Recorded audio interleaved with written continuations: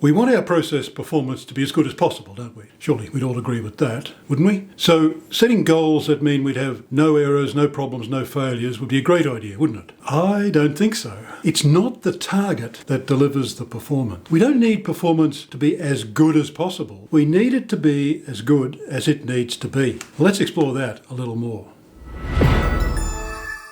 I want process performance targets to be mindfully considered expectations of what we want the process to achieve. It's great if they stretch us to deliver better performance, as long as they're not just stretching credibility. These, I think, are problematic targets. I think of them as the perfection target. 100%, 0%. Everything will always work, nothing will ever fail. We'll always deliver perfect service, things will never go wrong. Does that sound like your life? It sure doesn't sound like mine. Because I don't think they're targets. I think they're some kind of aspiration. And sure, in the best of all possible worlds, we would agree. Perfection is great. But in the world in which we all live, I think we know it's not achievable. So I think it's problematic if we say, here's the target, and the immediate response of people is to say, well, yeah, we can't do that, but we'll do our best. So I think we don't have a target anymore then. We've got some abstract definition of what it would be like to be really, really, really good. But at the moment, we don't see a pathway to get there. So what's the target all about?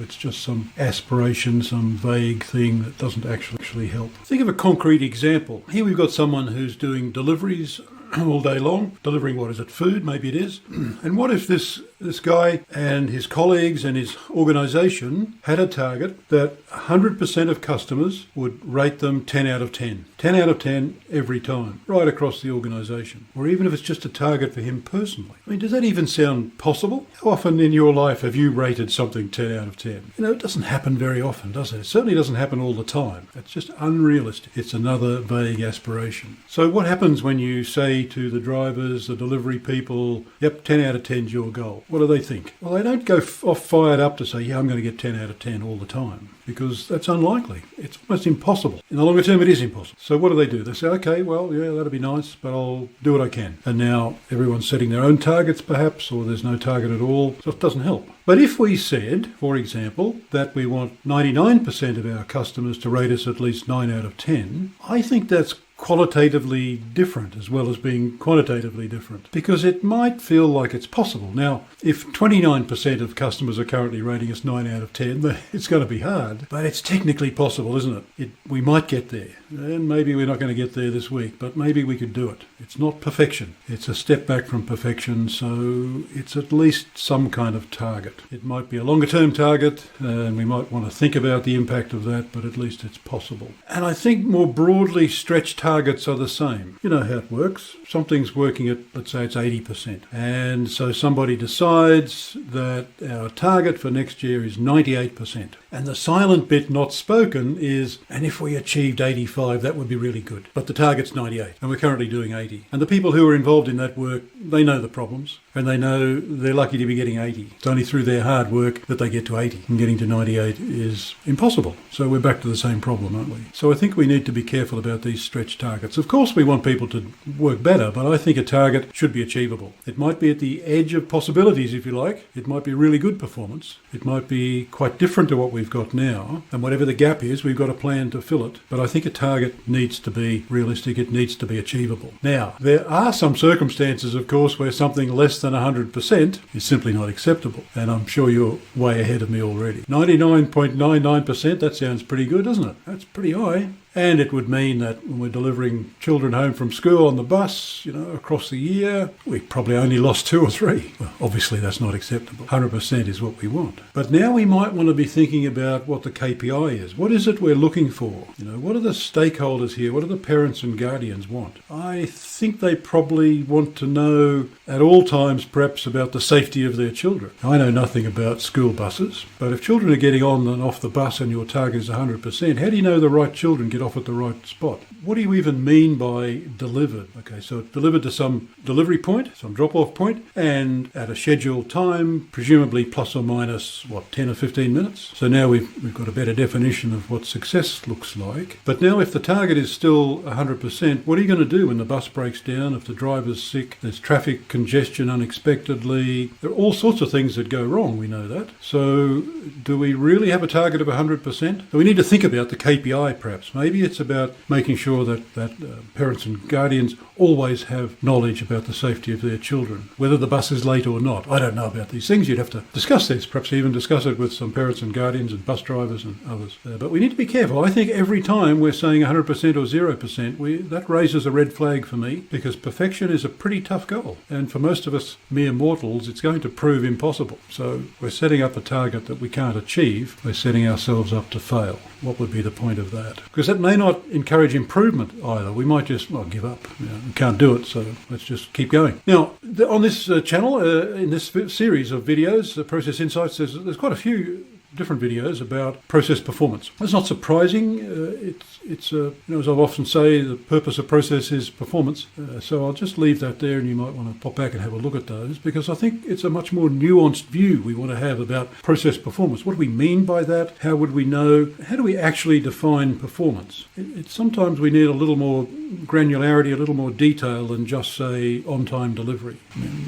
What is on time and what does delivery mean? These are variables in many cases, so we need to look at that. So I'll leave you to go back and have a look at those videos if you haven't already. And it's all about this question. This is the process performance question. You've probably seen this before if you've been following the videos. And the question is simply this, always for every process: if this process was working as well as its key stakeholders wanted to, what would it be doing and how would we know? And there's a lot in that. We can unpack that, think about it for every process. So we're talking about a particular process. Do we really know what the process is? It starts, finishes. We have a shared understanding about that before we even start. And who are those key stakeholders? And then we're saying what they want. How do we know that? We're not interested in what the BPM team thinks they want. We want to know what the stakeholders want. We want to talk to them, ask them. And then how would you measure that? What's the KPI? And then what's the target? Well, targets. It may not be a single number. It might be a matrix of n-dimensional matrix of targets that we need to set. But that's the question, isn't it? If the process was working as well as the key stakeholders wanted to, what would it be doing and how would we know?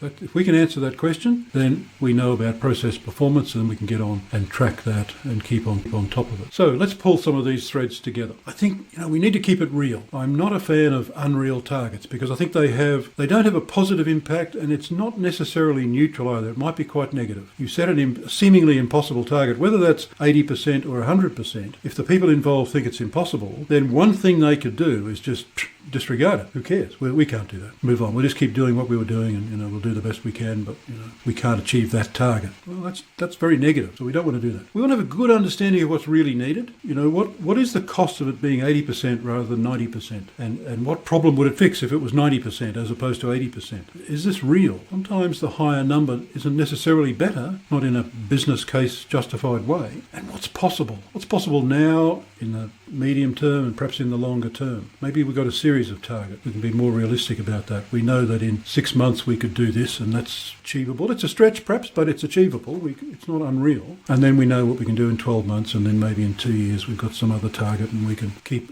reviewing that as we go. And then whatever the target is, whether it's 10% or 100%, whatever the target is, we need to design the process with that in mind. And the higher the performance level, the more we've got to be dealing with all of the things that can go wrong. What are all those scenarios, and what are we going to do about it? How do we perhaps stop them going wrong in the first place? But then if they do go wrong, how are we going to recover? If the bus breaks down, what do? We've got a bus full of children.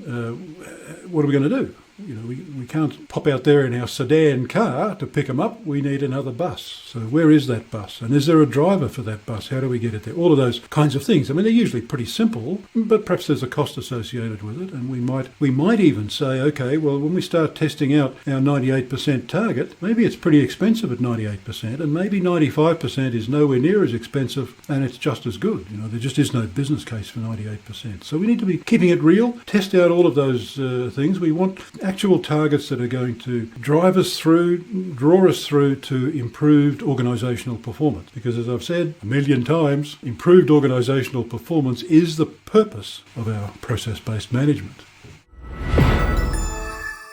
Thanks for joining me for this Process Insight. There are many other videos in this series that discuss various aspects of managing process performance. You can find all the published ones on this channel. If you subscribe, you'll be notified about new videos as they're released each week. Plenty more information below and at my website about process-based management and the related services I provide. You have my contact details. I'd be delighted to connect, and thanks for sharing this time with me. If you'd like to continue the conversation, I'd love to hear from you.